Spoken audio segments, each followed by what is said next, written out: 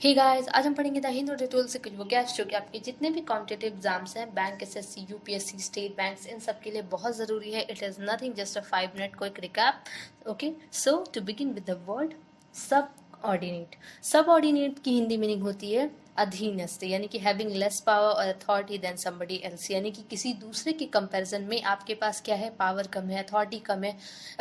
Money की बात करें तो वो भी कम है. अगर दूसरे के कंपैरिजन में हम थोड़े कम होते हैं तो वो क्या होता है, सब ऑर्डिनेट्स. ओके, इसके सिनोनिम्स हो गए lower ranking, junior and lower. Okay, next defacement. Defacement का मतलब होता है बिगाड़, यानी कि किसी भी चीज को क्या कर देना, खराब कर देना, बिगाड़ देना ही कहलाता है डिफेसमेंट.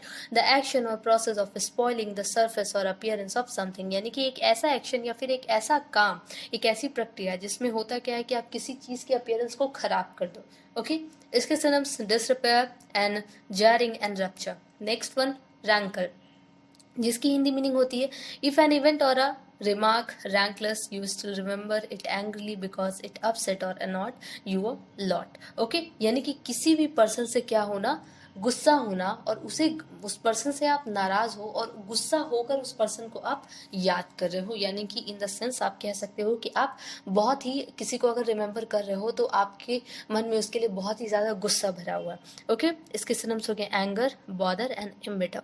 नेक्स्ट सीप. सीप का मतलब होता है रसना, यानी कि एक लिक्विड की बात की जाती है.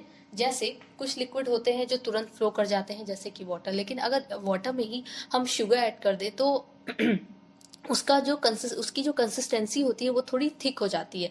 तो उसके बाद वाटर के फॉर्म में जैसे वो फ्लो करता था तो अब एक चाशनी बन गई, तो चाशनी उतना अच्छे से फ्लो नहीं कर पा रही है.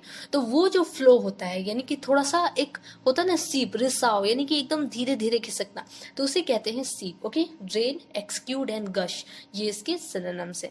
Next prime. प्राइम का मतलब होता है मुख्य, यानी कि इंपॉर्टेंट, यानी कि मेन. ओके, यानी कि ये पर्सन इस सारे ग्रुप में क्या है, एक प्राइम मेंबर है.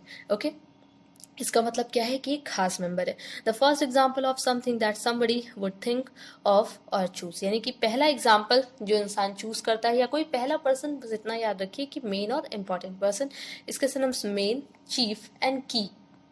Next attribute. एट्रीब्यूट का मतलब होता है उत्तरदायी मानना. ओके, जैसे क्या होता है कि कुछ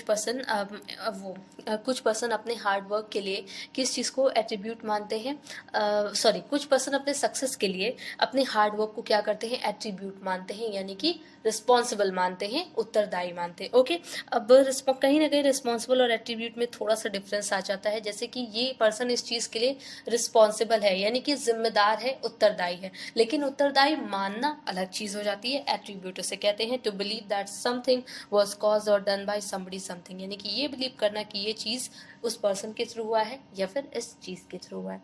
इसके synonyms ascribe, assign and accredit. Next consolidate. Consolidate की हिंदी मीनिंग ये होती है कि अपनी स्थिति को अधिक दृढ़ या मजबूत बनाना, यानी कि खुद को और स्ट्रॉन्ग बनाना. ओके, अपने स्टेट, अपने पोजीशन को, आपका जो एक स्टेटस है उसे और स्ट्रॉन्ग बनाना कहलाता है कंसोलिडेट करना. टू बिकम और टू मेक योर पोजीशन और power firmer to stronger so that is likely to continue, यानी कि जो आपके पास अभी सिचुएशन है उस सिचुएशन से आप क्या कर रहे हो, और ज़्यादा इस चीज़ को स्ट्रॉन्ग बना रहे हो, तेज कर रहे हो. कंबाइन, यूनाइट एंड मर्ज इसके सिनोनिम्स है. Next one अनर्व.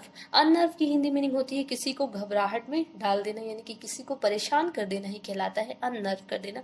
To make somebody feel nervous और फ्राइटेंड, टू लूज कॉन्फिडेंस, यानी कि किसी भी पर्सन को बहुत ज़्यादा नर्वस कर देना, एम्बेरस फील कराना और बहुत ज़्यादा डरा देना कि वो अपना कॉन्फिडेंस लूज कर दे.